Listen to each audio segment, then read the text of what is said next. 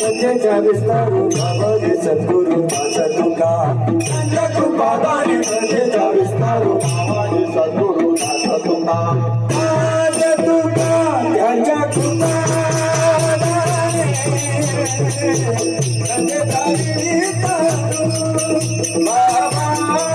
तुझ्या विस्तारू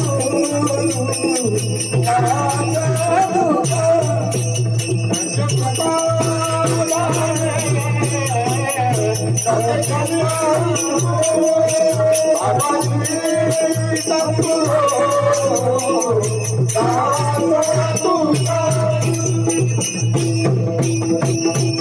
आत्मरूप गणेश स्मरण सकळ विद्येचे अधिकरण तेची वंदो श्री चरण श्री गुरुंचे दयाचिणी आठवे शब्दसृष्टी अंगवी सारस्वतागवी जीवेशी वक्तृत्व गोडपणी अमृताती पारुमणी रस होती ओळगणी अक्षराशी बाबाचे अवतरण अवतरविती जगून हाता चढी संपूर्ण तत्वबोधीते नमस्कारोनी आता ओम नमो धवळेश्वर ओम नमो धवळेश्वर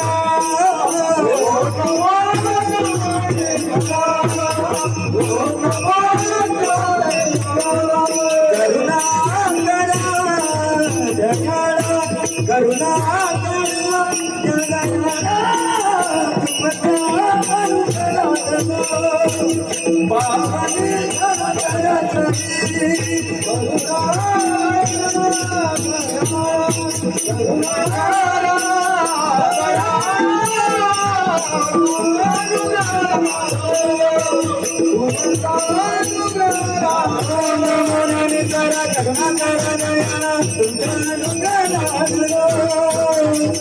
पावन झालो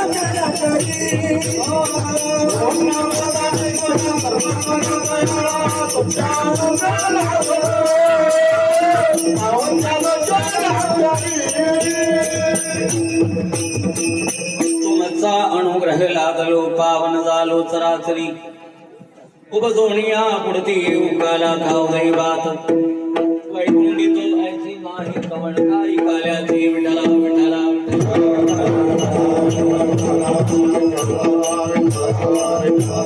गाडी बाजूला सर्वांनी गाडी बाबा पुन्हा विठ्ठल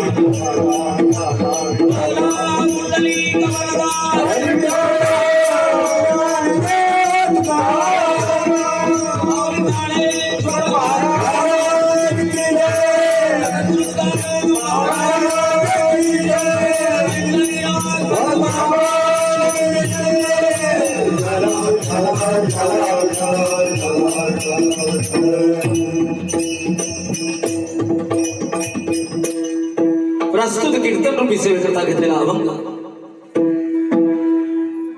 संत सम्राट जगद्वंद संत शिरोमणी तुकोबाराया यांच्या गाथेतील उत्कृष्ट असा 4 कडव्याचा गाथेमधल्या बालक्रीडा या प्रकरणाचा 4 कडव्याचा अभंगाच्या प्रासंगिक कीर्तन रूपी सेवेकरता निवडला।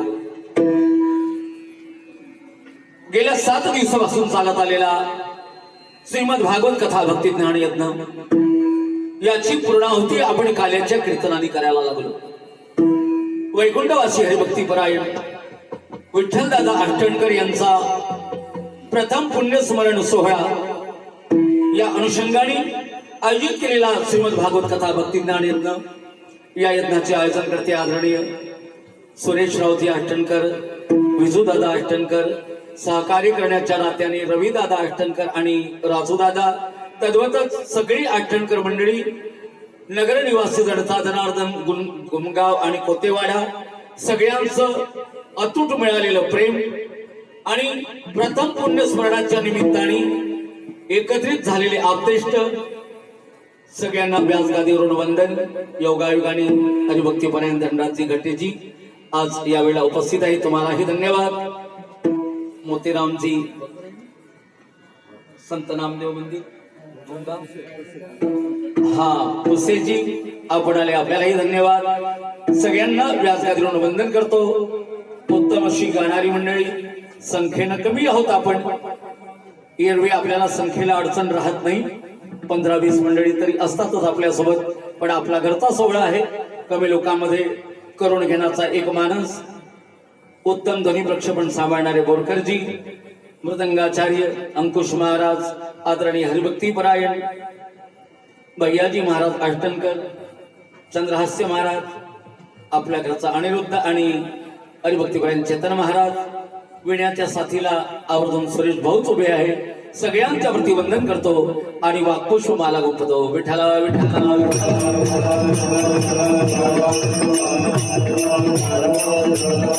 सगळे आनंदी आनंद आहे. नरखेडवरून भाऊसाहेब आले, तिकडून आदरणीय दांडेकर सर आणि टेकाडे कुटुंबीय, गांधारी परिवार, महादेवराव काकाजी आठणकर, सगळेच आपण आदरार्थी आहात. आदरणीय जुनगरेजी, काहींची नावं घेतली तरी काहींची निश्चित सुटतील.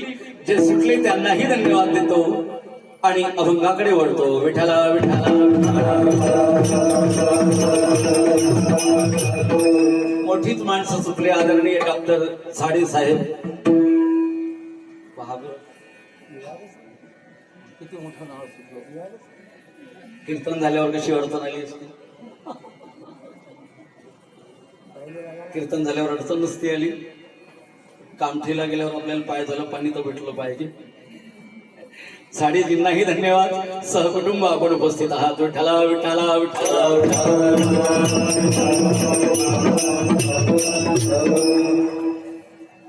ऐसे नमन करुणी सगळा हरिकथा बोलवी बोबड्या बोला. अज्ञानोनी आपुल्या बाळा चालवी सगळा नामा म्हणे. विठ्ठला विठ्ठला विठ्ठला. अभंगाचा सरळ अर्थ असा, आम्ही जन्म घेऊन मरू, जन्म घेऊ, पुन्हा जन्माला येऊ आणि जन्माला आल्यानंतर पुन्हा कालाच खाऊ. पण कोणता काला खाऊ? काला खाऊ दही भात. आणि हा काला कसा अलौकिक आणि अद्भुत आहे. वैकुंठामध्ये हा काला दुर्लभ आहे. वैकुंठी तो ऐसे नाही कवळ काही काल्याचे. पण हा काला देऊ कोणाकोणाला? एकमेकाला देऊ. एकमेका देऊ मुखी, मुखातच आम्ही देणार आहोत. सुखे घालू हुंबरी, आनंदाचा आणि तृप्तीचा ढेकर देणार आहोत. आणि असा काला करण्याचं स्थान जे आहे ते वाळवंट उत्तम आणि योग्य असं आहे. त्या वाळवंटातच आम्ही काला करणार आहोत.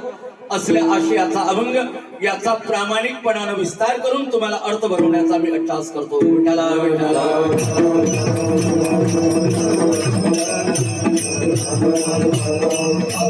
योग आहे.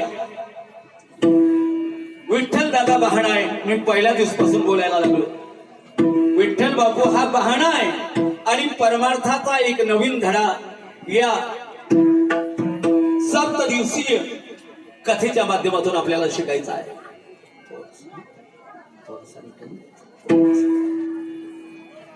कथा सत्र आहे हे आपलं. या कथा सत्रातून शिकायचं आहे आपल्याला. काहीतरी घेऊन जायचं आहे. बहाणाच असतो कोणाचा तरी. कोणाच्या तरी बहाण्याने भागवत सांगितल्या गेलं, कोणाच्या तरी बहाण्याने गीता सांगितल्या गेली. अर्जुनाची निव्याजे गीता प्रकाशोनी श्रीराजे. संसारा येवरे तो रोजे पेडिले जगाचे. अर्जुनाला बहाणा केला आणि गीतेसारखा सद्ग्रंथ भगवंतानी सांगितला. उद्धवाचा बहाणा केला तर श्रीमद भागवतासारखा अलौकिक ग्रंथ भगवान कृष्णाने आपल्याला ऐकवला. विठ्ठला विठ्ठला.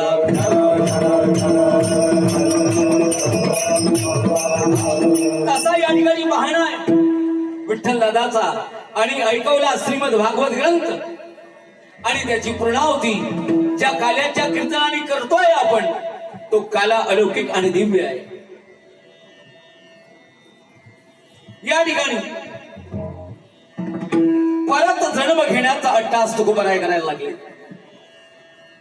बऱ्याच वेळा मरण हे दुःखप्राय आहे. मरणे सुखप्रायी आहे. तुका म्हणे का मरण्याची जरे उत्तमाची उरे कीर्ती मागे. एका मरणाने जन्म मरणाची परंपरा मोडून कायमचा मोक्ष मिळवता येते. असं ही मरण परमार्थिक दृष्टीनं आपल्याला मिळवता येते. आपुले मरण आपुले मरण पाहिले डोळा पाहिले डोळा पाहिले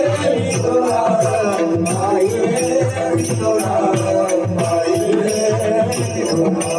आपुले मरण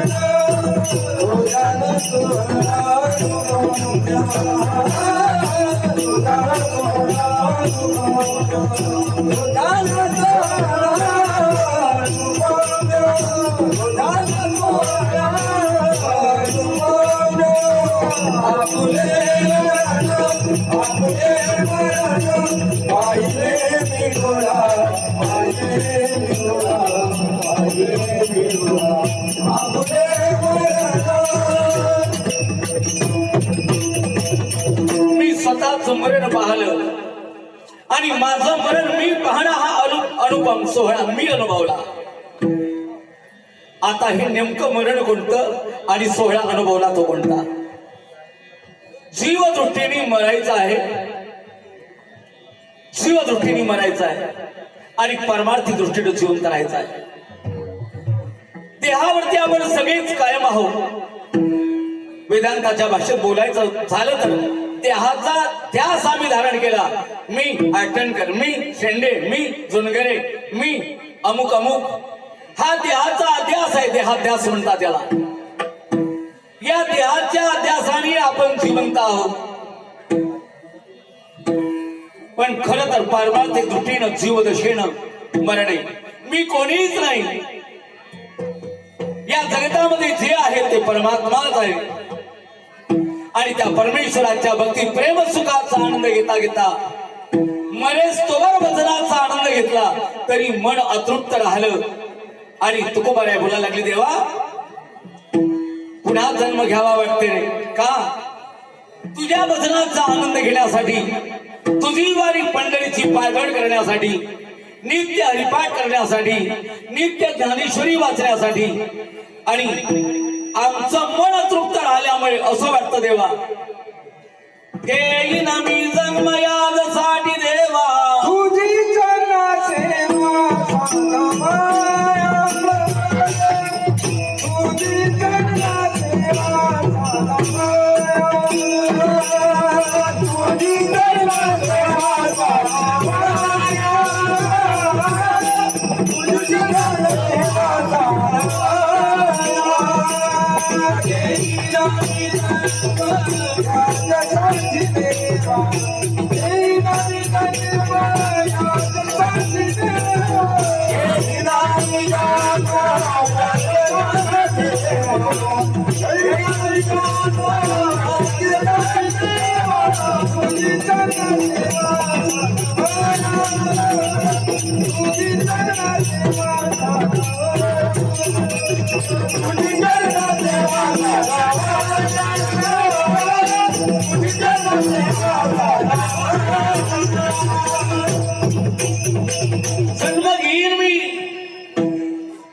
आणि करीन काय जन्म घेतल्यानंतर?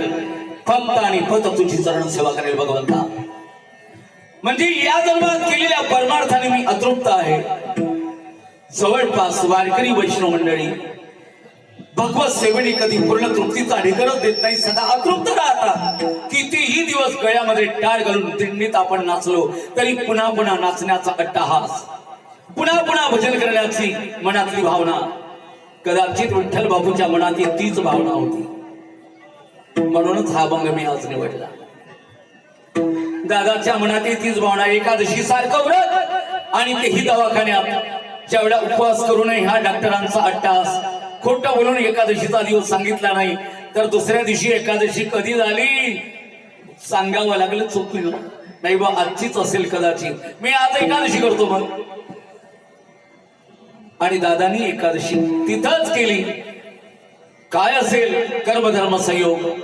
आणि तिथून मग जीवनाचा जगण्याचा आणि मरण्याचा प्रश्न निर्माण झाला. बोलताना सारखाच बोलायचा, मी काकडा गेला महाराज, आता हरिपाठ करतो आणि मग आराम करेल. सकाळी म्हणाल काकडा झाला महाराज आणि जरा स्वास्थ्यही चांगलं वाटायला लागलं. नियम परमार्थाचा एक आहे. मग मरणी जे आठवे मग तिची गती तो पावे, म्हणून मातेची स्मरावे नित्यत्वा. मरणाच्या वेळेला जी भावना असेल, जी इच्छा असेल त्या अनुरूप पुढचा जन्म मिळतो. आपल्या विठ्ठलरावची भावनाच भगवत सेवेची होती. परमात्मा वारकऱ्याच्या घरी पुन्हा त्याला जन्माला घालून पुढची साधना करून घेणार आहे. विठ्ठला विठ्ठला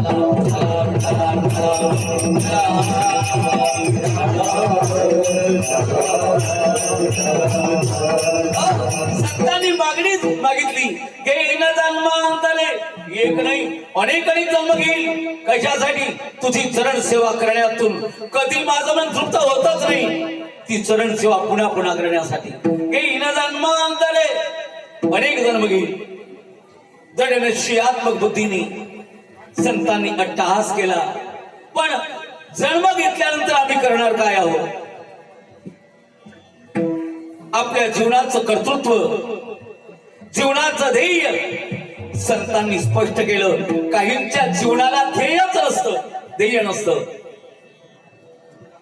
दोन भिकारी पुण्याच्या रेल्वे स्टेशनवरती मला विचारायला लागले, महाराज आपण कुठे निघालात? नागपूरला. नाही आम्हाला मुंबईला जायचंय. तर मुंबईची गाडी कोणती असेल? म्हटलं त्या प्लॅटफॉर्मवर लागलेली आहे, जा. त्या दिशेने गेले. पुन्हा थोड्या वेळाने याच प्लॅटफॉर्मवर आले नागपूरच्या ट्रेनच्या. मग नागपूरची ट्रेन सुटायला लागली. त्या ट्रेन मध्ये बसले. महाराज नमस्कार. म्हणलं अरे तुम्ही तर मुंबईला जात होते ना. महाराज मुंबई काय नागपूर काय? मुंबईत गेलं तरी भिकच मागायची आहे आणि नागपुरात आलं तरी भिकच मागायची आहे. व्यवसाय जर भिकीचीच आहे तर कोणत्याही ट्रेन मध्ये बसायचं आणि कुठल्याही गावाला जायचं. फक्त भिक हा उद्देश. या भिकाऱ्यांना जसा उद्देश नाही, कुठल्याही गावाला गेला तरी भिक्षा हे त्याचं कार्य, तसं आपलं जीवन ध्येयहीन नाही. जन्म घ्यायचा पण फक्त भगवंताच्या सेवेसाठीच घ्यायचा. विठ्ठला विठ्ठला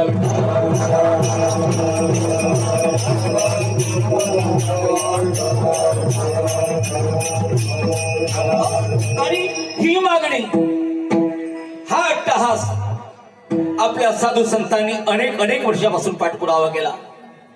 देवा नाममुखी संत संग देई, तुका म्हणे नको खंड देवा. हा गी माझी सेवा भाव शुद्ध अंतकरणातून तुझी मी सेवा करतो. पण नित्य तुला मागतो काय देवा? संतांचा संग आणि तुझं नाम. संत संग नित्य जर घडत राहिला तर भगवंत नामस्मरण आपोआप घडते. संतांचा संग जर जीवनात घडलाच नाही तर नामस्मरणाचा संबंध कधी जीवनात येणार नाही. नामहीन भगवत भक्तीहीन आपलं जीवन असेल. विठ्ठला विठ्ठला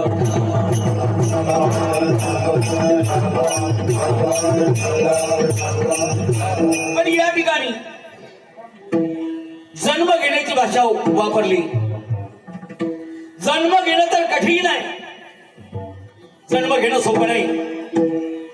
कारण अनेक ठिकाणी संतांनी वर्णन केलं, काय सांगू गर्मीची यातना,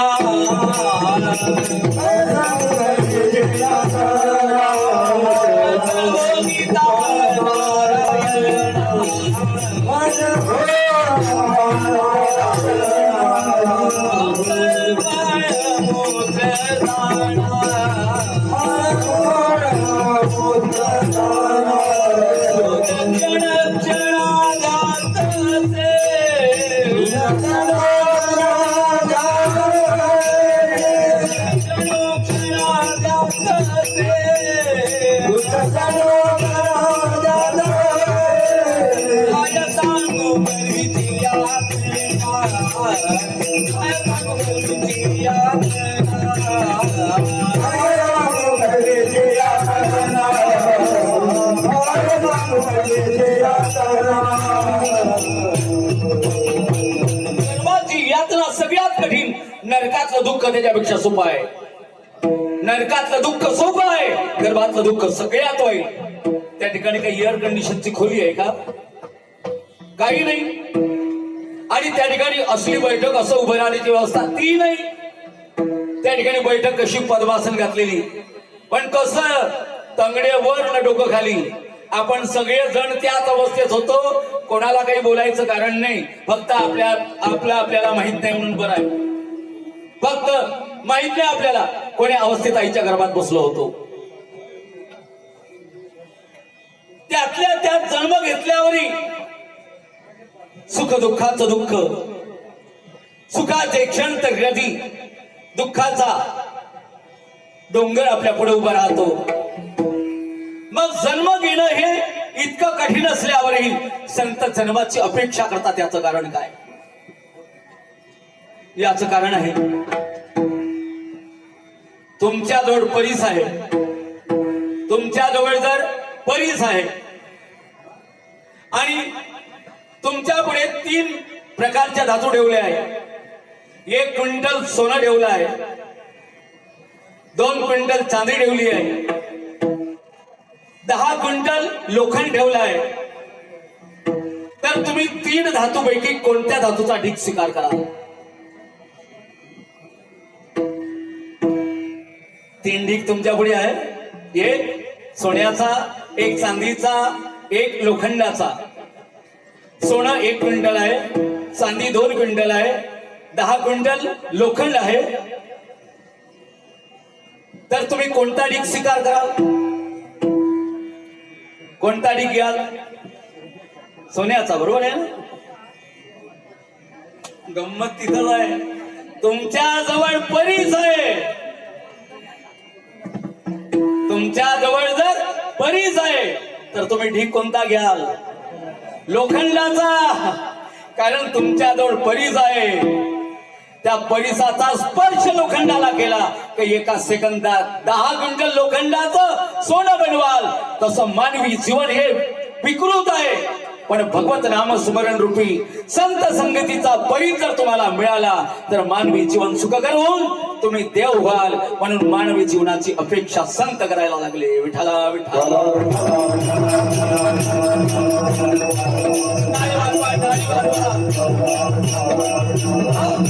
पुढे जाऊ आपण. पुढचा दृष्टांत देऊन तुम्हाला मी समजवतो. एक सदग्रस्त धनराजचे गटे यांच्या शेतातून चालले आणि त्यांच्या शेतामध्ये पेरलेली होती ज्वारी. ज्वारीला सुंदर कणसं लागलेली होती. ज्वारी हुरड्यावरती आलेली होती आणि सन्माननीय गटेजी लहान असताना मळ्यावरती बसले आणि शेतात पाखरं लागू नये म्हणून एका हातात गोफण आहे आणि त्यांच्या जवळ दगड सोन्याचे दोन्ही खिशात भरले आहे. पोरग श्रीमंताचं होतं. श्रीमंताचं पोरग साधे दगड कसे? श्रीमंताचं पोरग गोफणीमध्ये साधे दगड मारण का सोन्याचे दगड मारण? एक भिकारी भीक मागणारा गुमगावातून त्या शेतातल्या पाऊल वाटेनं चालला. पण शेतात राखण बसलेल्या शेतमालकाला वाटलं इकडून रोही आलेला असावा आणि धान्य मोडून कणस खात असावा. गोफणीमध्ये 200 ग्रॅम सोन्याचा दगड ठेवला. गर गर गर फिरवली गोफण, शीस धरून मारली तर त्या भिकाऱ्याच्या पाठकारातच बसला दगड. बापरे म्हणून तो खाली बसला आणि दगडाकडे पाहायला लागला. दगड ज्यावेळेला पाहते तर 200 ग्राम सोन्याच्या वजनाचा. वारे म्हणे धन्यवाद गटेजी. आवाज दिला, ओ गटेजे, ओ गटेजे. एक नाही 10-15 दगड मारा, मी मेलो तरी चालत, पण पोट्या पोट्याचं जीवन सुखी होईल. दगड मारा, तुम्हाला प्रमाण देतो. गोफणीचा सुवर्ण पाषाण, संत एकनाथ महाराज दृष्टांत द्यायला लागले भागवतामध्ये. गोफणीचा सुवर्ण पाषाण, पाठी लागता दुःख होय दारुण, परी तोच देखली या जाण, दुःख जावोनी सुख होय. गोफणीनं मारलेला सोन्याचा दगड पाठीत लागल्यावर दुःख होते, पण तो सोन्याचा आहे कळल्यावर दुःख जाते आणि सुख होते. तसं मानवी जीवनात संत संगतीत काला खायला मिळतो हे कळल्यावर जन्माचं आणि गर्भाचं दुःख जाते आणि काला खाण्याच्या आनंदाने मानवी जीवनात जन्म घेण्याची अपेक्षा संत करतात. विठ्ठला विठ्ठला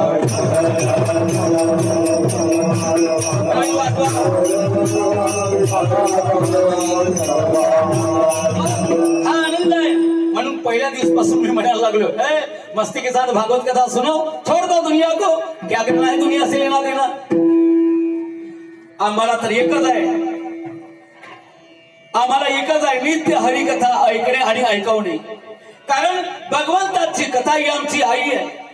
आमुची हरिकथा माऊली, आमुची हरिकथा माऊली.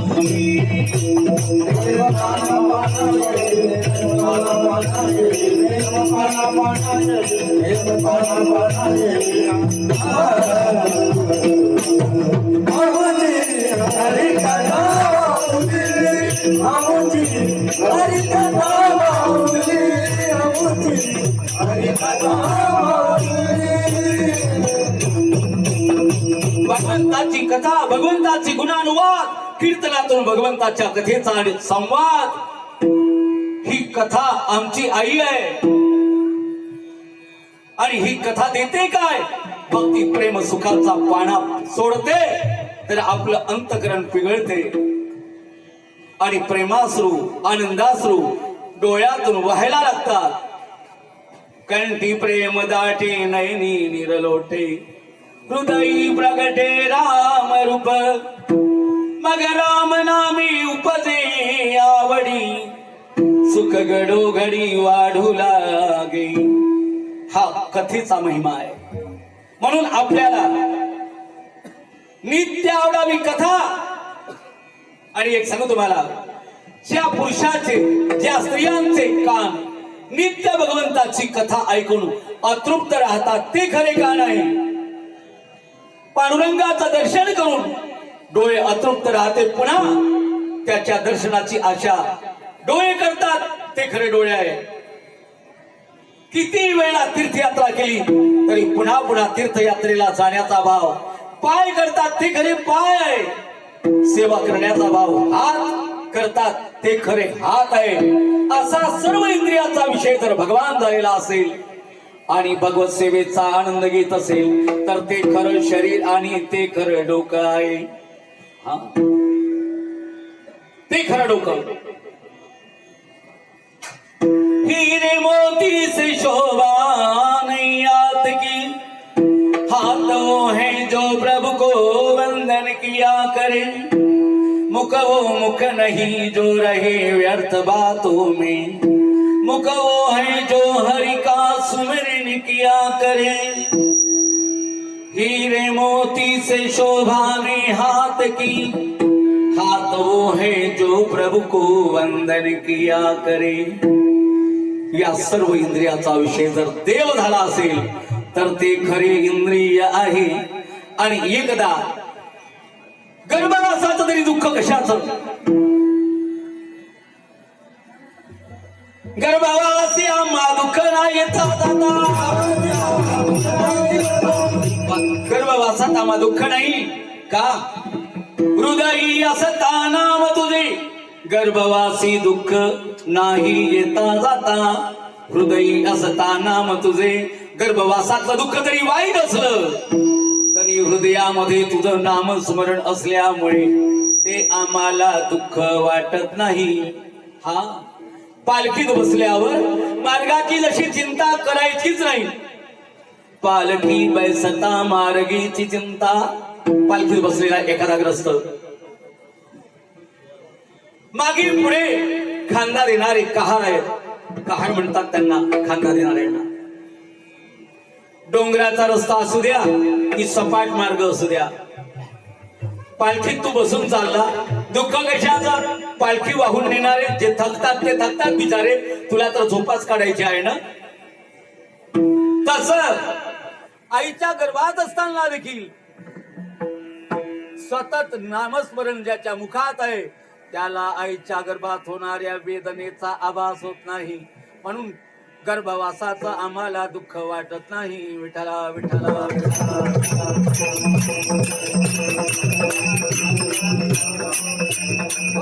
अलौकिक भक्ती प्रेम सुखाचा आनंद, अलौकिक भक्ती प्रेम सुखाचा आनंद। म्हणून अभंगाच्या पहिल्या चरणात तू खूप बरं बोलायला लागली।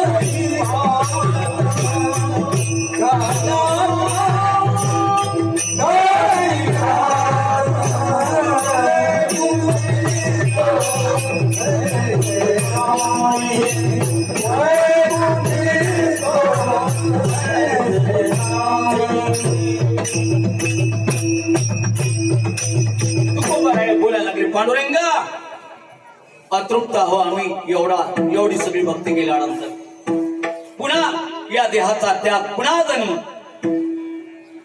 पण जन्माला आल्यानंतर काल खाऊ दही भात, दही आणि भाताचा काला खाणार आहोत आम्ही। दही आणि भात याचा संबंध काय? व्यवहारिक दृष्टीनं दही उपलब्ध आहे, भातही उपलब्ध आहे, पण त्या दह्याचा आणि या भाताचा संबंध नाही। या ठिकाणी जीव आणि ब्रह्म याच्या एकतेचा काला, एकतेचा काला। देवा आम्ही कोण आहोत? आपण जीव आहोत। तो कोण आहे? प्रत्यक्ष ब्रह्म आहे, देव आहे। जीवाचा आणि ब्रह्माचा एकात्मतेचा काला आम्ही घेणार आहोत, एकात्मतेचा काला।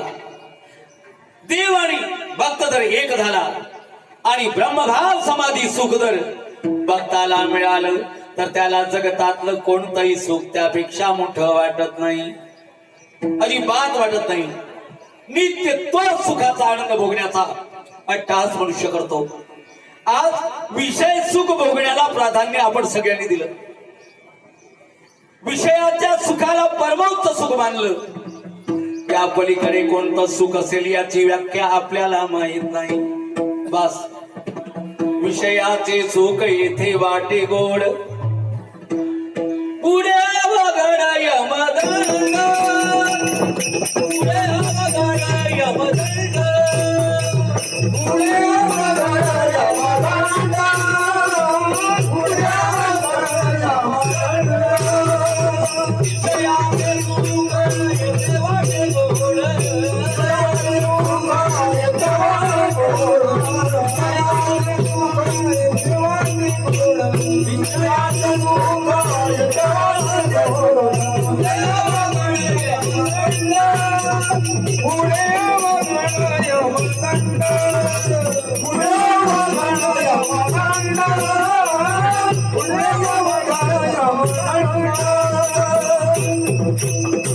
विषय सुखाचा आनंद इथं गोड वाटते.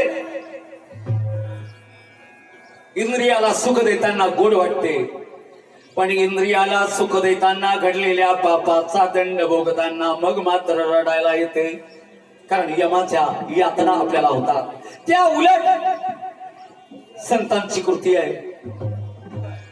काल का उदयी भात, दही भाताचा काल आम्ही घेणार आहोत.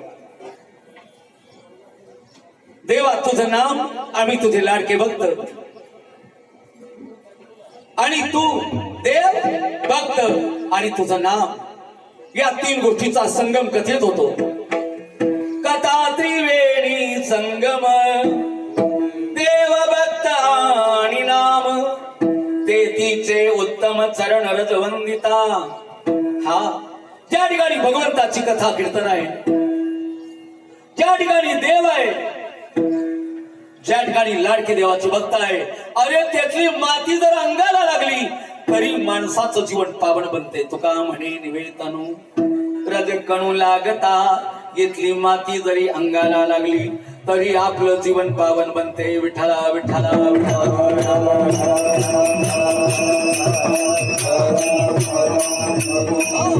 कोण कोण या मातीमध्ये लोळण्याची अपेक्षा करतो? भगवान शिव. रोजाताना लागता सोहाज, साजाताना लागता सोहाज, रोजाताना लागता सोहाज, साजाताना लागता सोहाज, लागता सोहाज.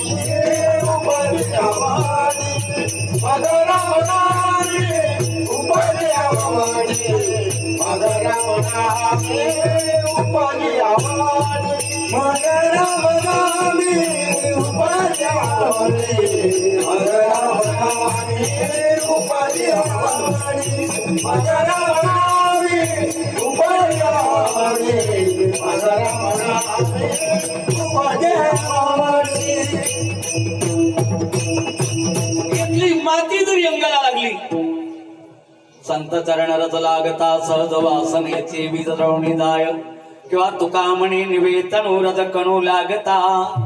हा इथली माती अंगाला लागली तर जीवन पावन बनते.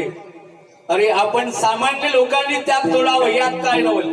पांडुरंग परमात्मा या मातीमध्ये लोळून येथली धूळ आपल्या अंगाला लावतो आणि सगळ्याच भक्तांना धन्यवाद देतो. तुमच्या अंगाचा कणाचा स्पर्श मला झाल्यामुळे मी देव झालो. विठ्ठला विठ्ठला.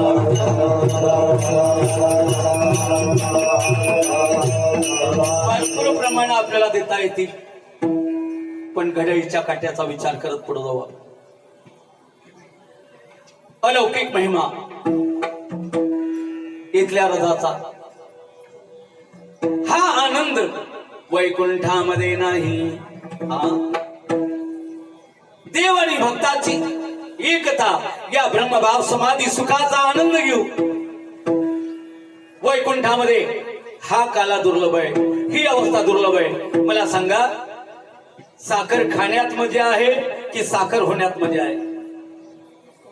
सगळ्यांनी बोल, जोरातच बोलायचं. साखर खाण्यात मजा आहे, साखर होण्यात मजा नाही. आपण जर साखर झालो तर साखरेचा आनंद घेऊ कधी? घेता येणार नाही. साखरेचा आनंद घेण्यासाठी साखर खाणारा बनलेला जास्त चांगला. म्हणून साखर होण्यात अशी मजा नाही, तसा आपण स्वतः देव होण्यात मजा नाही. भक्ताचं नातं कायम ठेवायचं आणि भक्ती करून भक्ती प्रेम सुखाचा आनंद घ्यायचा. हा अरे, दुसऱ्या मालिकेमध्ये आपण काकडा म्हणताना नको ब्रह्मज्ञान आत्मस्थिती भाव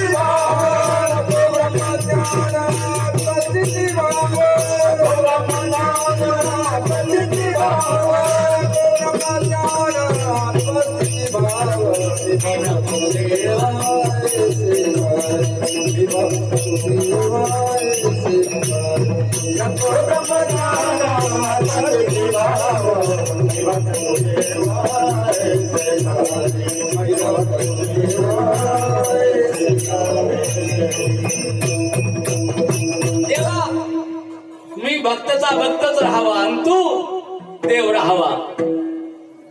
आपण खरं तर दोघेही एक आहो.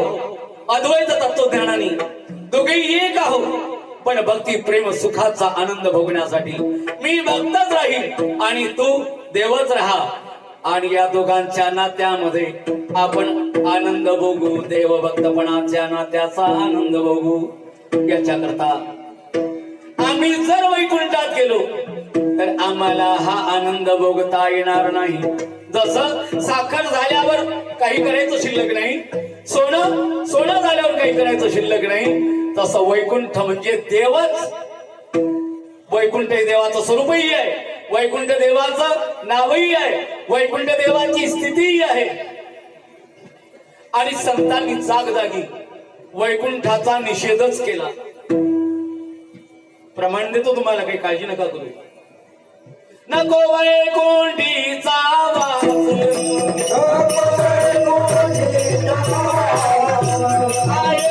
या सुखानाश,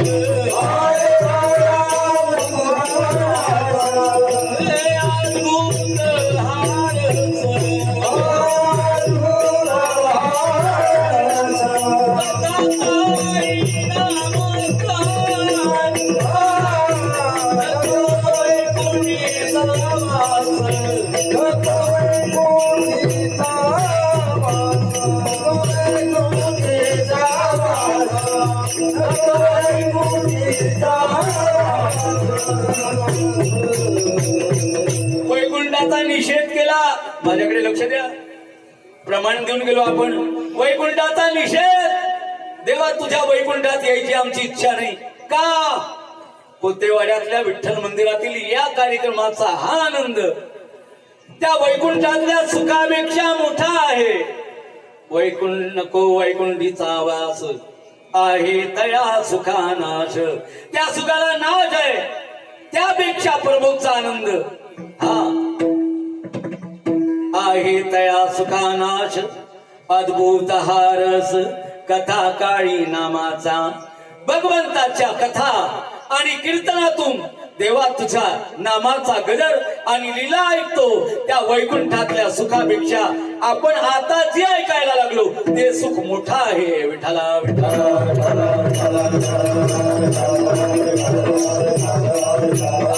आणि या एकाच सुखाला भोगण्यासाठी मी पुन्हा पुन्हा जन्म घेईन.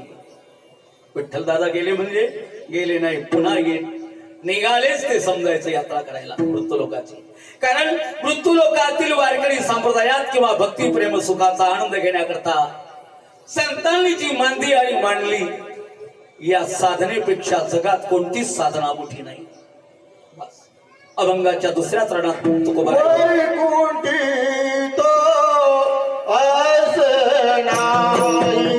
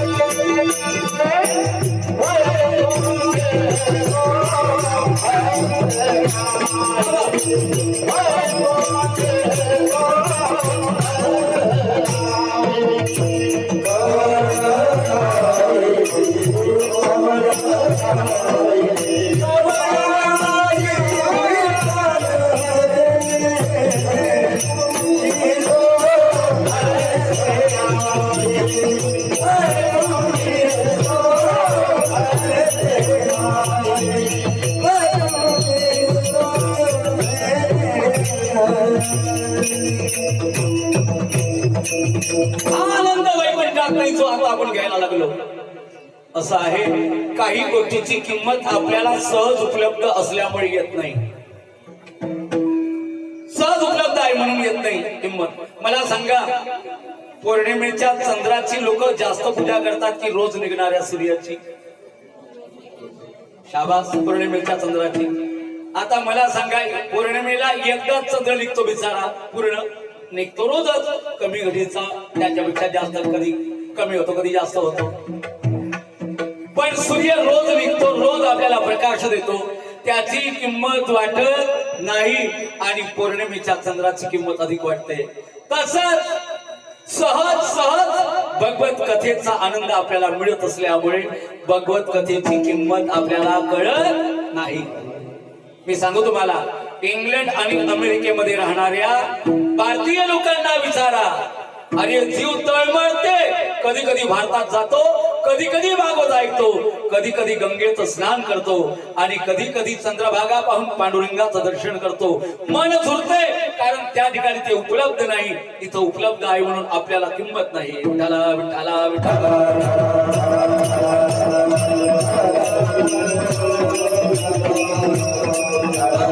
वैकुंठात हा आनंद नाही, पण हा आनंद भगवत नाम स्मरणाचा अलौकिक सोहळा, भगवंताच्या नाम जपाचा अलौकिक आनंद आम्ही आता घेणार आहोत. पण घेताना एकटी घेणार नाही, एकमेकाला घ्यायला लावू. म्हणा बरं का सगळे, म्हणा बरं का सगळे विठ्ठल विठ्ठल. आम्ही एकमेकाला मुखातच देऊ.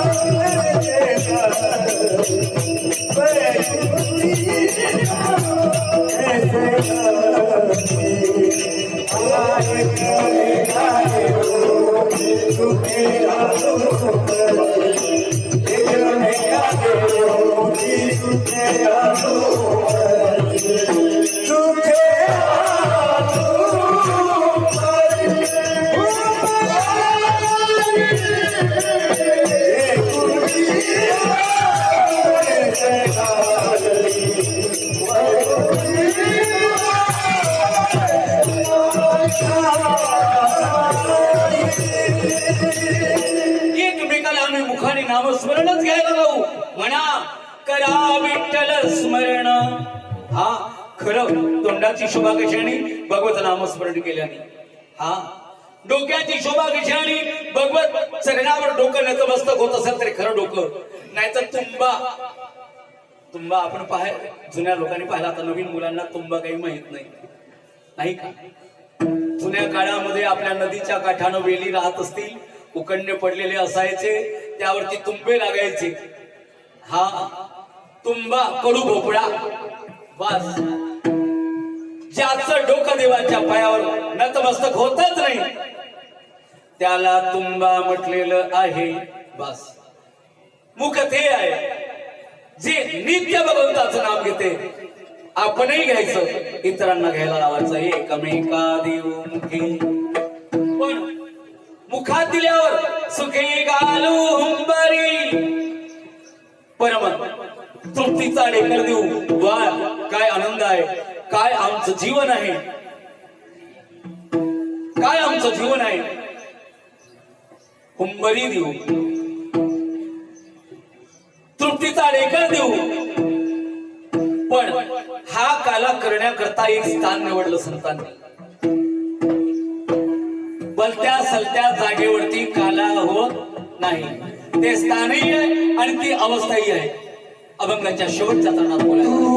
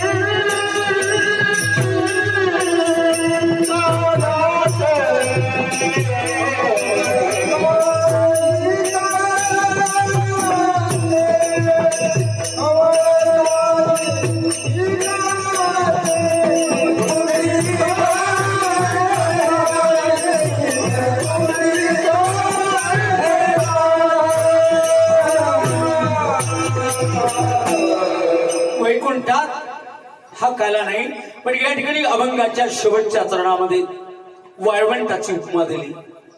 कुठे काला करायचा? वाळवंटामध्ये. 1-2 मिनिटं घेतो आणि तुम्हाला स्पष्टीकरण देतो. वाळवंट म्हणजे रेतीयुक्त प्रदेश, रेताड प्रदेश. काला करण्याकरता वाळवंट निवडलं. का निवडलं? वाळवंटामध्ये पेरलेल्या कोणत्याही वस्तू उपजत नाही, निघतच नाही. पिरून पहा, रेताड प्रदेशामध्ये पेरलेलं कुठलंही धान्य उगवत नाही. तस ज्याची मानसिक अवस्था नैष्कर्म्य अवस्था झाली, पाप आणि पुण्य ज्याला लागत नाही, या अवस्थेमध्ये काला करायचा. ही अवस्था आहे वाळवंट, नैष्कर्म्य अवस्था. तुका म्हणे आम्ही झालो अग्निरूप, लागून ती पाप पुण्यांगा. अग्निरूप झालो आता आम्ही, आमच्या अंगाला पापही लागत नाही आणि पुण्यही लागत नाही. किंवा बीज जाळून केली लाही, आम्हा जन्म मरण नाही. बीज पेरायच्या आधी ताव्यावर ते जर भाजून टाकलं आणि जमिनीत पेरलं तर कुठलंही धान्य असेल तरी उगवणार नाही. तसं नैष्कर्म्य अवस्था, पाप पुण्यरहित अवस्था भक्ती करून आम्ही मिळवली, याला वाळवंट म्हणतात. या नैष्कर्म्य भूमीमध्ये काला भगवंताचा संतांनी केला, त्याला वाळवंटाची उपमा दिली. तो का म्हणे वाळवंट बरवे नीट उत्तम.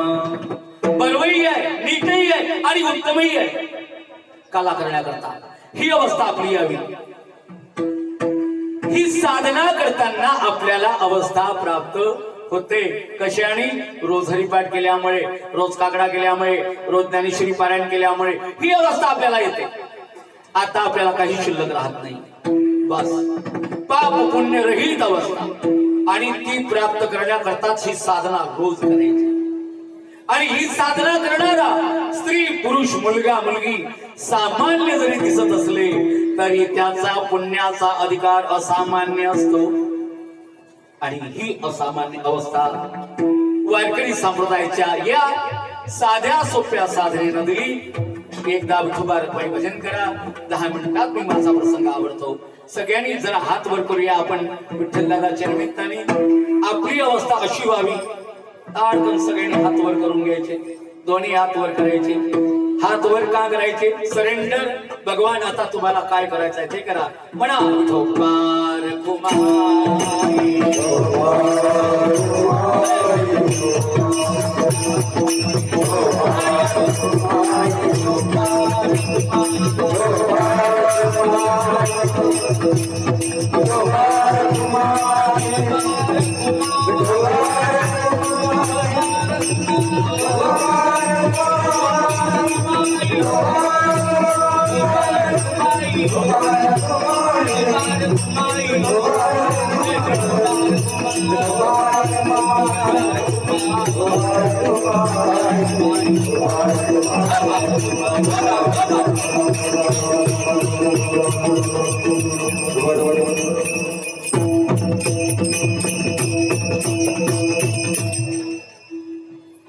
उपजोनिया पुरती येऊ काला खाव दैवात.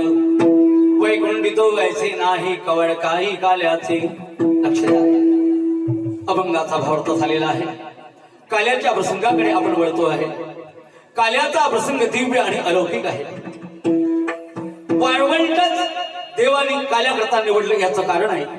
देवानी गोकुळातही काला केला, वृंदावनात काला केला, तर कुठे गेला? वाळवंटातच केला. तो परमात्मा पंढरीला आला तरी चंद्रभागेच्या वाळवंटातच काला केला. हा, आणि आनंद होता. भानुदास गीती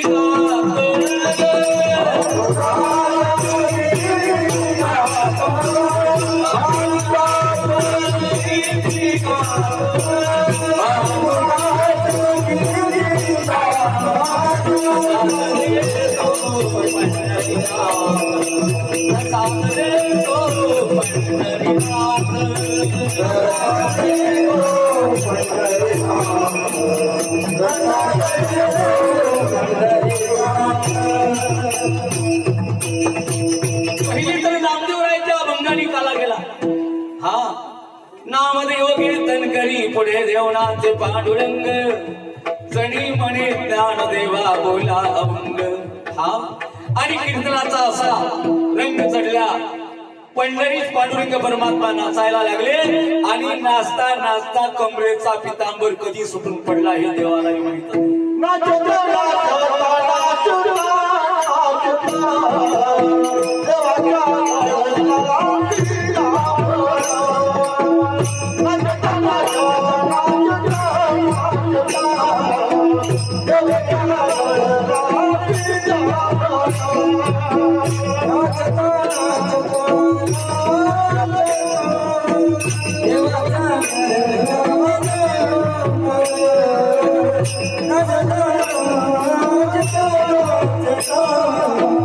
Yeah.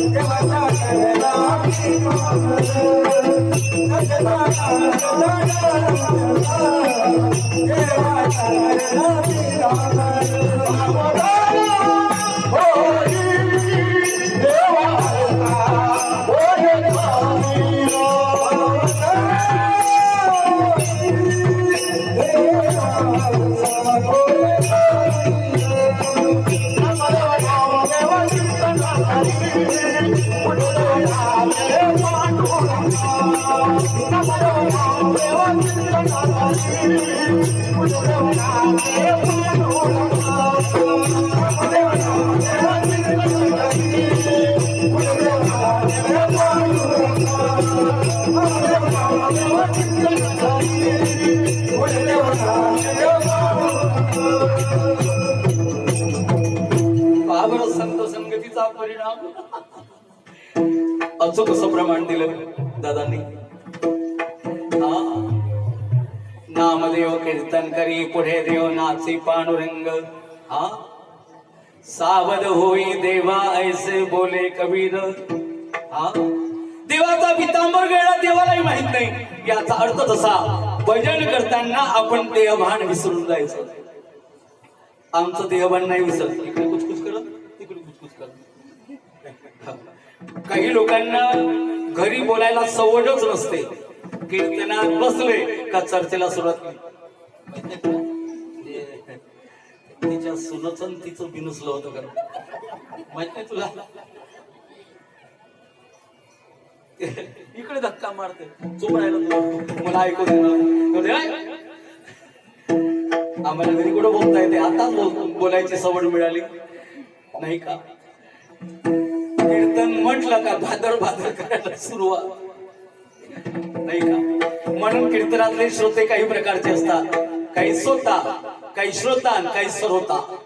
काही कीर्तनात आला की स्वतः, आला की झोपला, आला की झोपला. त्याला काही नाही. घरी एअर कंडिशन चालू असते तरी याला झोप लागत नाही. आणि कीर्तनात आला दुपारी 12 वाजताची वेळ असून तरी भर गर्मीमध्ये त्याला संद झोप लागते. बाई असे की माणूस असतो. म्हणून हा आला की श्रोता. एक श्रोता म्हणजे ऐकणारा आणि एक सरोता. सरोता म्हणजे हिंदीमध्ये सरोता कशाला म्हणतात. अडकित्ता. अडकित्ता हिंदीमध्ये सरोता अडकित्त्याला म्हणतात. अडकित्ता आला की ते सुपारी कातराला जसा अडकित्ता करते का कच कच सुरुवात तसा ह्या बोलायला सुरुवात करते माणूस किंवा बाई. माहिती तुला. हा ते साऱ्या जगाचं धुन कीर्तनात जायचा अट्टहास करते. काही माणसं कशी असतात काही कशी असतात ज्याचं त्याला लागला. लक्ष द्या. श्रोता चाणाक्ष असावा.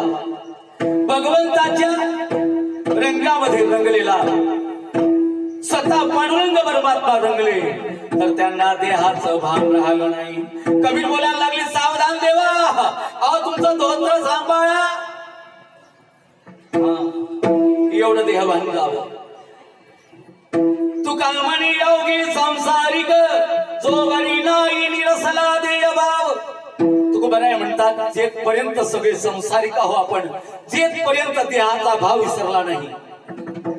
हा दर्शन केल्यावर अवस्था काय होईल. देह भाव हारपलाय. देह भाव हारपलाय.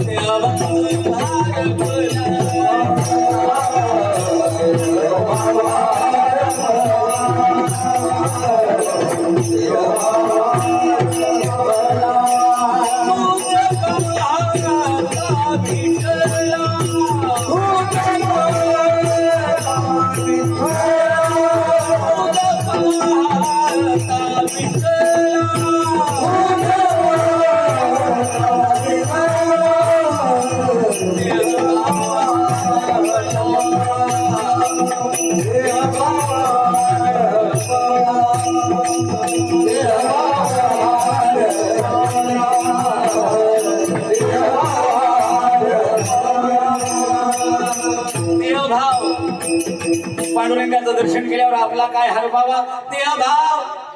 हा कुठं कुंकुला लागलं कुठे बुक्का लागला काही घेणं देणं नाही. कारण देहावरती नाहीच ना आपण. तो देहभाव हरवल्या जावा. दर्शनाचा हा महिमा आहे. कीर्तनाचा हा महिमा आहे. ऐकताना आपली देहाची शुद्धी राहू नये.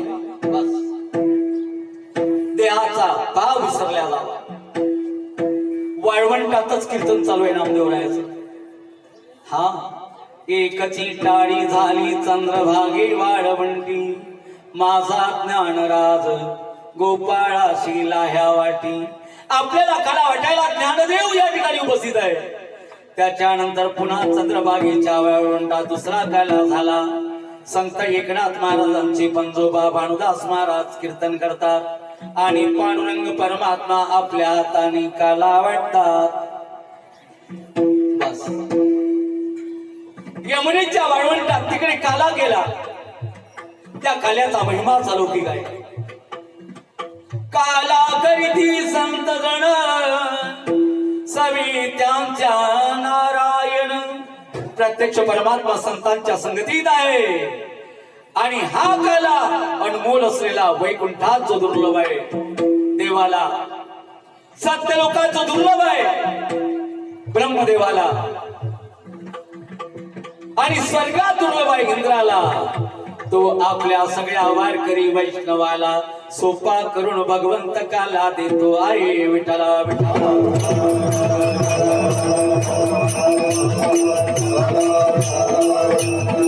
म्हणून वैकुंठ देतो ऐसे नाही कवळ काही काल्याचे. जो काला आपण आता खाणार आहोत तो वैकुंठात दुर्लभ आहे.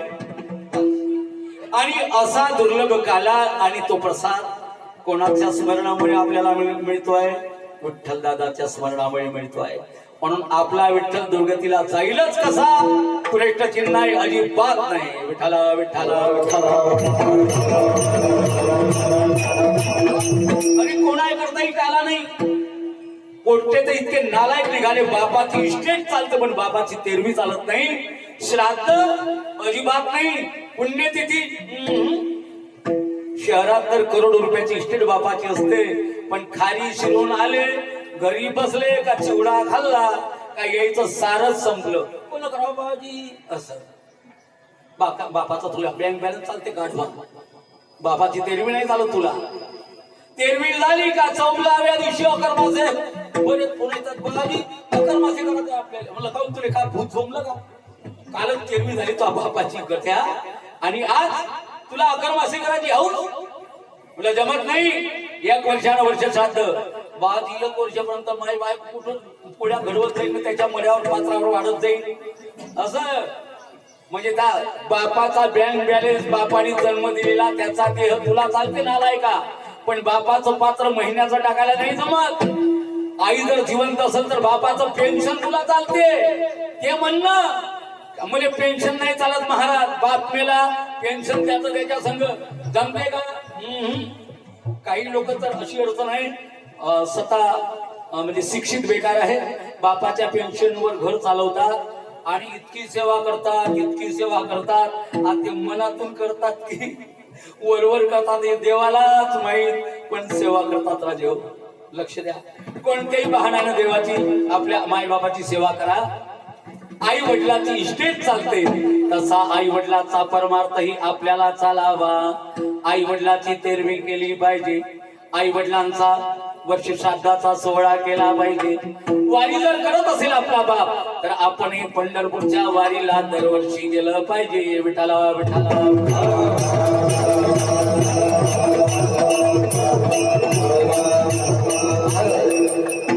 आपल्याला नाही चालत हे. तुझ्या शिक्षितपणाला आग लाव. गाढवा मूर्खपणा करू नको. बापाचा 10वा कर, तेरवी कर, महिन्याचं पाणी टाकत जा, वर्षाचं श्राद्ध करत जा.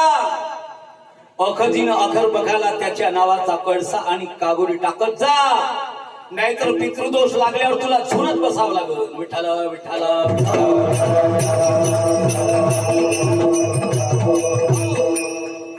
मुलं जर 4 असतील तर मोठ्या पोरानं बापाचा हक्क धराव आणि लहान पोरानं मायचा हक्क धराव.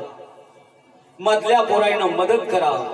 मधल्या पोराला हक्क धराचा अधिकार नाही. महाराज आम्ही मग त्याच्या पोरं नाही का? मग त्याच्यासाठी मदत करत जा. मोठ्या भावाकडे कळसा पुजत असन तर अखदिले जात जा.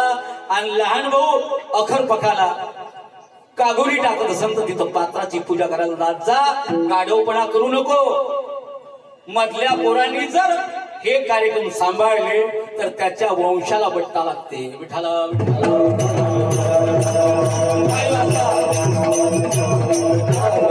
परत नसेल तर मोठ्या बाजू पैसे खर्गा मोठा भाऊ मोठा भाऊ नालायक राहते का भावाच्या मनात राहते करायचं तर भावाची पत्नी वापरू देत नाही का बाबाच करू का आता अशी अडचण आहे कोणी आपल्या अंगावर नाही घ्यायचं मायची माय घरात चालते पण बापाची माय घरात नाही चालत कोणी आपल्या अंगावर नको घेता माय बाप मोठी उपाध आहे बायकोचा बाप घरात चालते पण नवऱ्याचा बाप घरात नाही चालत स्वतःचा भाऊ घरात चालते पण नवऱ्याचा भाऊ दारात नाही चालत ही समाजाची व्यथा आहे सगळे हे दुर्विचार दूर करा सलाली ना बाई से चाहे कितना भी बैरो भोजन पाना माँ से चाहे उसमें जयरो जेवण आईच्या हातचं चला भावाच्या हातची भावा भावानी मिळूनच राहावं आणि भावा भावाच्या प्रेमाचा आदर्श कसा असावा तर राम आणि भरत यांचं प्रेम प्रकरण वाचायचं म्हणजे भाऊ कसा असावा लहान ते कळेल आणि भाऊ मोठा कसा असावा तेही कळेल विठ्ठला विठ्ठला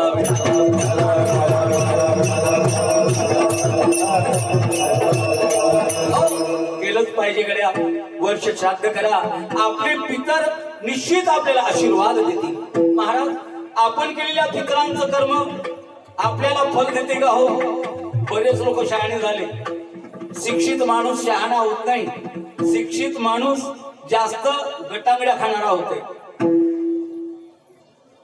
शहाणा होण्याकरता शहाण्याची संगती लागते शिक्षित असून शहाणा जर झाला धन्यवाद द्यायचा देवाला कोणी आपल्या अंगावर नाही घ्यायचं संत संगतीमध्ये बसून माणूस शहाणा होईल शास्त्र श्रवणाने मनुष्य शहाणा होईल कोणत्याही गोष्टीला अंधश्रद्धा मानून तिला डावलायची नाही आपल्या पूर्वापार परंपरेने सामाजिक ज्या चालीरीती आल्या त्या शास्त्र संयुक्तिकच आहेत आणि त्याचा अर्थ जरी समजला नाही तरी तशीची तशी कृती आपण करायची आणि ते सण ती पद्धती आपण चालवायची हाच खरा भारतीय मूळ सिद्धांत आहे विठ्ठला विठ्ठला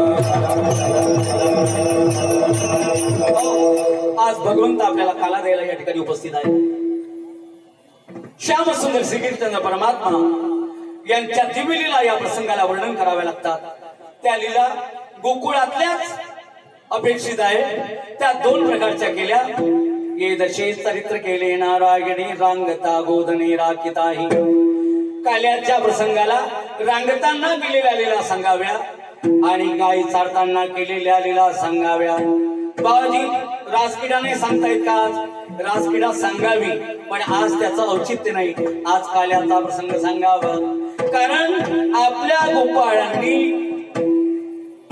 संप्रदायाच्या सिद्धांताच्या आधाराने बाल गोपालासोबत काला करणारा कृष्ण काल्याच्या प्रसंगाला स्वीकारला म्हणून तोच प्रसंग आपण सांगायचा विठ्ठला विठ्ठला भगवंत रांगतोय रांगत रंगणी चोरीत लोणी धावणी धरती गवळणी बांधती चरणी देती गाराणी शोधी सारणी हा रंगायला लागला भगवान आता मोठा झालेला परमात्मा आता चोऱ्या करायला लागला चोऱ्या करणारा परमात्मा ही गोपिका आली आणि त्या चोरीचं वर्णन करायला लागली परवा आला आमची घरा दारी निजला होता म्हातारा घेऊन ताकाचा डेरा फोडीला सैरा त्यावरी तुझा कृष्ण परवाला आमच्या घरी आला माझा सासरा चिकनगुनिया झालेला त्यातच टायफॉइड झालेला त्यातच मलेरिया झालेला अनेक अनेक औषधी घेतल्या तरी त्याचा थंडी ताप जात नसताना पहाटेच्या वेळेला तो अंगणामध्ये झोपलेला आहे तुझा कृष्ण आला ताकाने भरलेला डेरा हाती घेतला लठ्ठ माझा सासरा 5 क्विंटल वजनाचा त्याच्या पोटावर दचडून डेरा फोडला आधी त्याला थंडी ताप त्यातच त्याचं मोठं पोट आधीच थंडीनं हा थंड्या ताकाने पुरा गारठ लागल आता कोण किती खाते कोण काय काही समजायला मार्ग नाही काहीचा लठ्ठपणा असते एक चोर चोरी करायला गेला कोतेवाडा सारखं गाव. फ्लॅटवर एकटीच बाई, तिचं वजन होतं 5 क्विंटल. पोरग होत 5 वर्ष वयाचं, कोणी आपल्या अंगावर नाही घ्यायचं. होती ते 5 क्विंटल वजनाची, मी मोजलं नाही म्हणा, अंदाजे सांग. आणि मग काय विचारतात, चोर गेला चोरी करायला, कपाट फोडलं, दागिने काढले. या बाईचं लक्ष गेलं, बाई चालाक होती. हा, बाई चालाक होती. ताडकन धावत गेली, चोर पकडला. नुसतं वजन नाही, जिम मधली प्लेअर होती, नुसतं वजनच अंगावर नाही राखलं होतं. मला पाहन बेलफुल व्हा. हा, कुस्तीपटू होती चांगली. दुधे साहेबांचं मार्गदर्शन तिला सतत मिळत होतं. हा, ताडकन पकडलं, चोराला दचडलं आणि त्याच्या छातीवर बसली 5 क्विंटल वजनाची. आणि हा लागला दम टाकायला. हे होतं 40 किलो वजनाचं चोर, हे 5 क्विंटल वजनाची.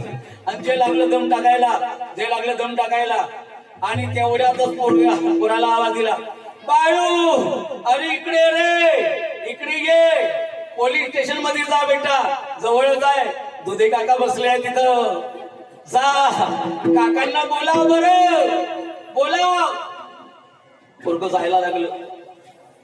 आई ग म्हणे काय झालं तुला? माझी चप्पल दिसत नाही. कसा जाऊ, एवढं कडक ऊन आहे. पोरग म्हणे माझी चप्पल दिसत नाही. आई म्हणे तुही दिसत नाही तर माझी चप्पल घालून जा, माझी चप्पल घालून जा. आई तू माझी दिसली नाही म्हणून मी तुझी चप्पल शोधायला लागलो, तुही मी चप्पल दिसत नाही.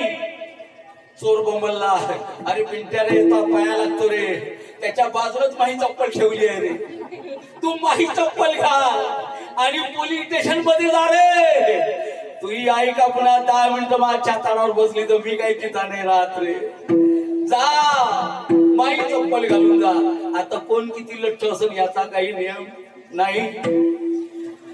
दारात झोपलेला माझा सासरा त्याची अशी मस्करी तुझ्या भेटानं गेली आणि सांगायला लागली, आई कोड्या नको करू माझे बाबा, कोड्या नको करू माझे बाबा, कोड्या नको करू माझे बाबा, कोड्या नको करू माझे बाबा, कोड्या नको करू माझे बाबा, कोड्या नको करू माझे बाबा, कोड्या नको करू माझे बाबा, कोड्या नको करू माझे बाबा, कोड्या नको करू माझे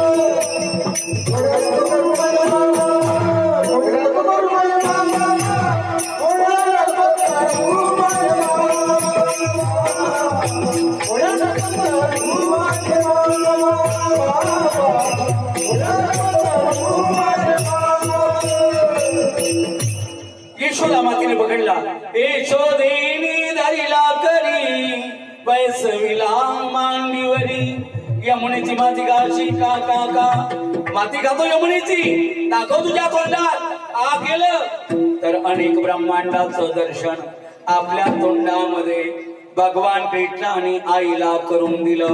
अलौकिक असा कृष्णाचा चमत्कार.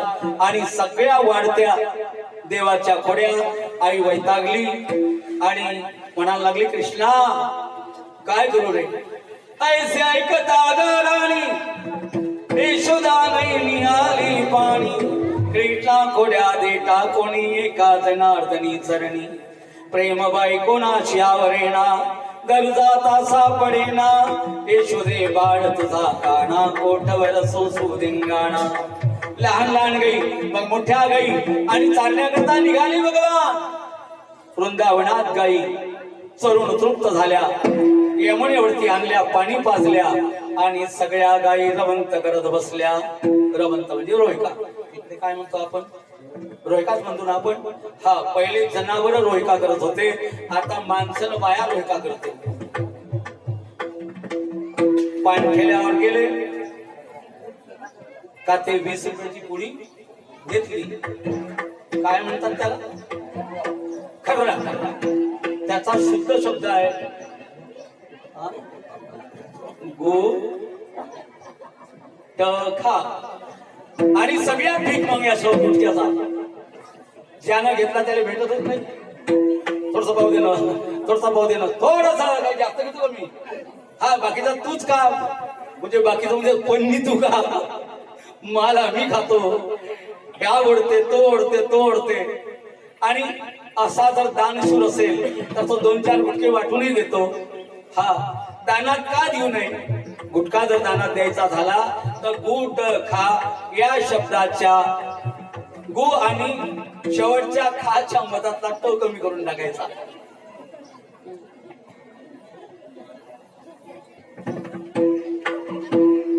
मी नाही म्हणत, आता तुम्ही म्हणा. शेवटच विचित्र आहे तो. मधातला टळ जर कमी केला तर का शिल्लक राहील? तुम्ही चांगले शहाणे आहात.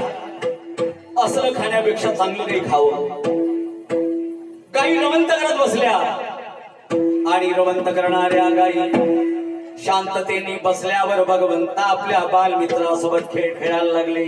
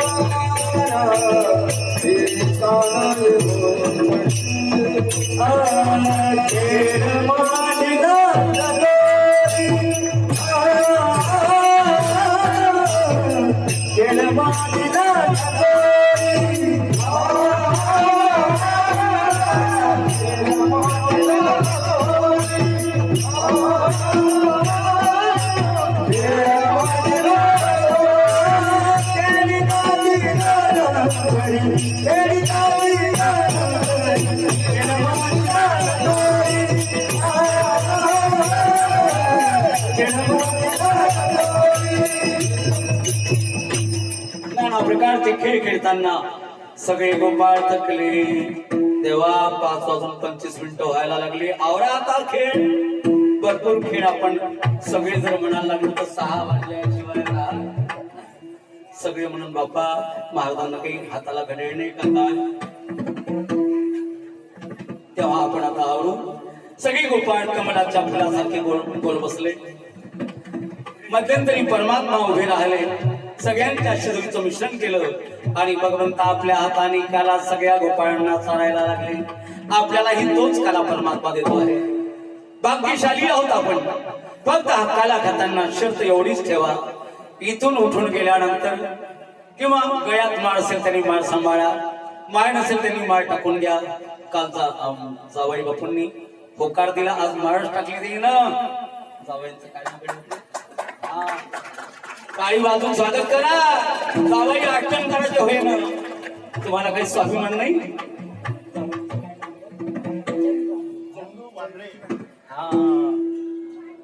चंदूजी बांद्रे भागवत ऐकले. पहा बरं, एकट्या चंदूजीने जरी माळ सांभाळली तरी भागवत सोबत झालं. याच्यापेक्षा अजून काय पाहिजे? धन्यवाद आहे गड्या. मग ह्या काला खाता खाता काही पथ्यपालन करायची. मांसाहार, मद्यपान, झिंगे, मासोळ्या, आमलेट खाल्ली तर एक कणपटा खाल्ली तर अंडे, झिंगे, मासोळ्या खायच्या नाही. शुद्ध शाकाहारी राहायचं. गळ्यात तुळशीची माळ धारण केलेली आहे. रोज हरिपाठ करायचा, ज्ञानेश्वरीचं पारायण करायचं, तुळशीला पाणी टाकायचं, आई वडिलांची सेवा करायची, सासू सासऱ्यांची सेवा करायची. हा, दोन्हीकडे चालायचं असं नाही. आता काही घरी 2च मुली ऑपरेशन करून घेतलं, त्या मुलीच सगळं काही आहे. मग त्या आई वडिलांकडे जायचं. मग त्या मुलीनं सासू सासऱ्यांची सेवा करायची आणि मायबापाचीही सेवा करायची. त्या जावयानं आपल्या आई वडिलांना जेवढा आदर देतो तेवढ्या सासू आणि सासऱ्यालाही आदर द्यावा. बदलत्या काळात आपल्याला आपला सिद्धांत बदलवावा लागेल आणि या पद्धतीने जीवन निर्वाह करायचा. सुंदर असा काला परमेश्वराने केला. सगळ्या गोपाळांना चालतात आहे. महामनी सुखदेवजी वर्णन करतात. बिभ्रद्वीनुम जठरभटयो शृंगमेत्रेत गक्षे वामे पाणो मशुलकवलं तत्फलान्नि गुलेजो तेट्टन्मध्ये सपरि हृदयो हास्यन्नर्मभिस्वय स्वर्गे लोके विशति बहुजे यज्ञ गोपाल केलिहि गोपाल भगवान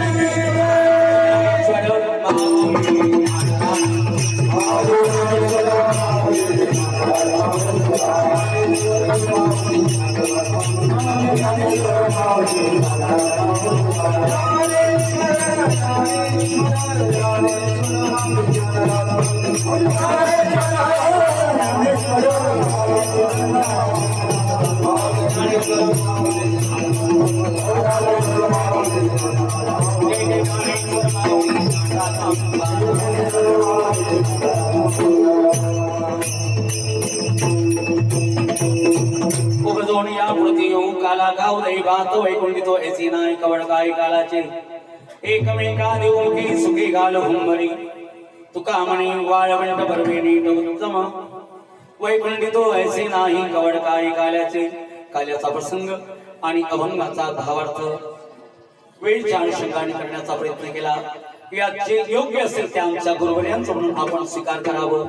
अयोग्य काही शब्द माझ्या वाणीतून आले असतील ते क्षमा करावे आणि श्रेष्ठतम वारकरी व्हावं या आशयाने माझ्या वाणीला मी विराम देतो. विठ्ठलदादा अष्टणकर आणि सर्व पितृदेवता सगळ्यांना परमात्मा सद्गती देव हे विनंती करत माझ्या वाणीला विराम देतो. जय हरी विठ्ठल जय हरी विठ्ठल. आता दह्याने फोडायची आहे. आपल्या मध्ये बसलेले आहे महिन्याचे वारकरी आदरणीय धनराजजी घंटेकाकरी नाव